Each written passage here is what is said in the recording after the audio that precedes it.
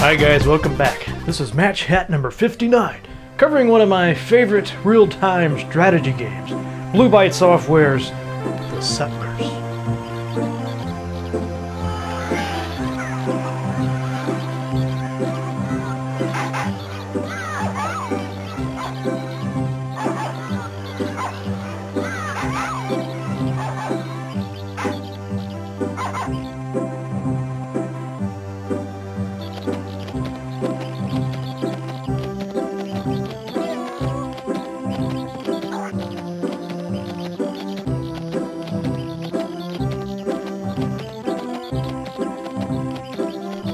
Ah yes, The Settlers, a game that comes to us from that country called Deutschland, aka Germany, that wonderful place that brought us the Bratwurst and the Volkswagen, and of course, the game that we're talking about this week, The Settlers.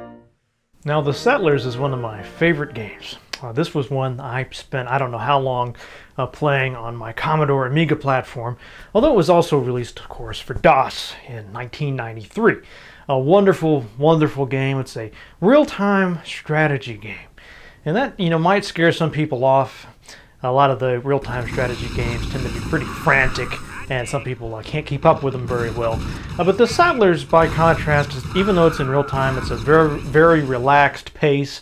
Some people might think it's a little too slow, but I appreciate that because it gives you a lot more time to enjoy the game and plan your strategies. Now, it's based in sort of a medieval setting, and it's more focused on economics than combat, although, of course, combat plays a role.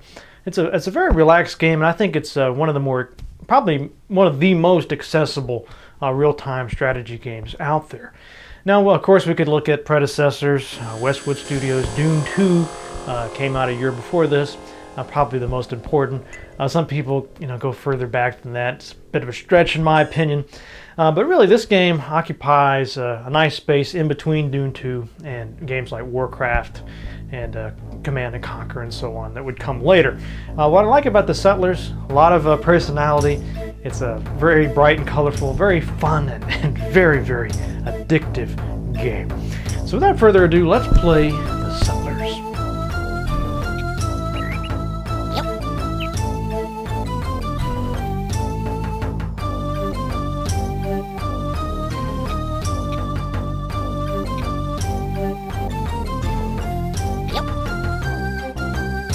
Now, like with most real-time strategy games, the first few minutes of gameplay are critical. The first choice, of course, is where to put your home castle. It'd be good to have a nice mix of natural resources close by so you can start harvesting immediately. Or you might be more worried about your proximity to the enemy. You might want to have a little distance between you so it'll take some time for him to reach you. As you'll notice as well, you can only build certain types of structures on any given location. It depends really on the lay of the land, how flat it is, how rough it is.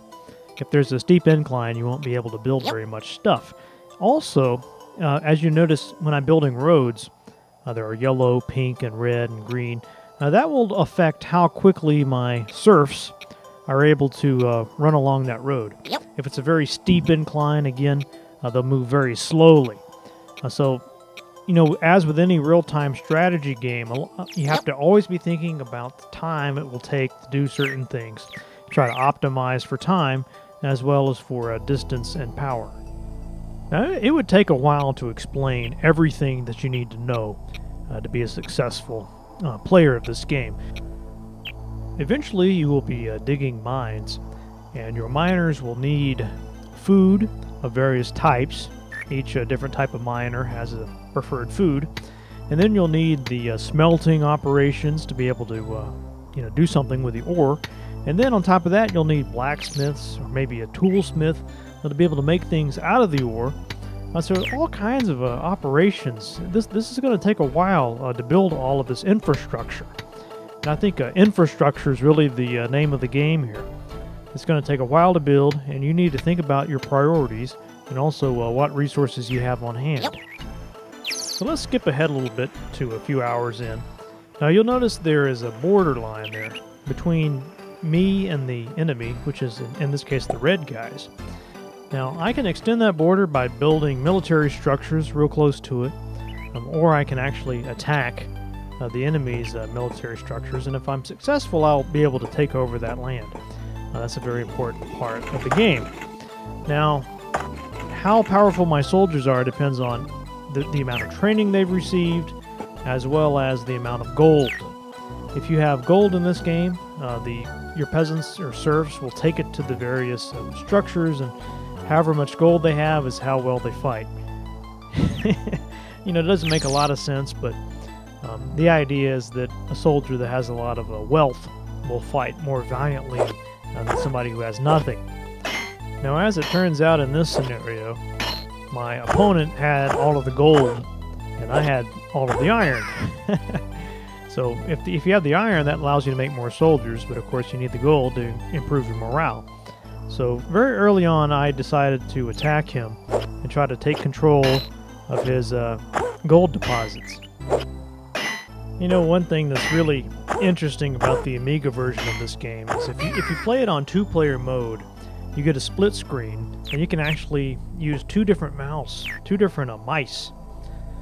Now, I've always, I never have, used that mode, but I've always wondered what it would be like, to be, sitting butt to butt next to somebody that you're fighting against. I'm sure that must lead to some very interesting drama. You probably wouldn't want to do that with your girlfriend and/or spouse. Yep. Now, in this first game, the military aspect is rather simple. You just make these huts, military structures of various types, and your characters will automatically advance. Now, in the sequels, they will add different types of units that you can build, and combat will be much more nuanced. But even here, I really enjoyed this. It's not too complicated that you need to, read a book about it. But at the same time, you've got enough flexibility and options to really create a very specific strategy. This is a game that rewards genius. As I mentioned, there have been many sequels to this. It's become a series. Here's the second game, released in 1996, and I must admit I was disappointed with this. The look and feel is actually inferior to the first game. Plus, it wasn't even released for the Amiga, so I'm not very impressed by this version at all. Now, sadly, I wasn't able to get Settlers 3 to work at all with Vista, so I just had to give up on that. But here is Settlers 4, and it does seem to represent a pretty significant leap. We have a lot better graphics, of course, a lot more detailed graphics, but also some sort of strange gameplay changes. One thing I noted was that the peasants no longer make roads, which I thought was kind of weird. You still have to, they still go faster or slower depending on the level of the terrain, but making roads is no longer an issue. Here's the 2004 Heritage of Kings Settlers game. And as you can see, they have absconded with the rather cartoony look of the first few games and gone for a much more realistic look. This, earned them some criticism. I, personally think this is, seems to be an effort to clone something like Age of Empires. Not nearly as fun as the earlier games. There are two Settler games after this. There is one called Rise of an Empire that was released in 2008. And there is a demo available, but for some reason it kept crashing and I wasn't able to play it with Vista, so that it doesn't bode too well for that one.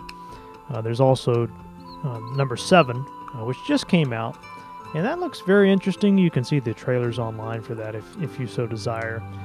But I have to admit, after playing all of these various sequels, I still come back to the first game. I did as you desired. Yes. That's all for this week's Matt Chat. I hope you guys enjoyed it. Got some great stuff coming up next week. Hopefully, have an interview with Chris Avalon. So if you're a big fan of Planescape Torment like me, you'll definitely want to stay tuned for that.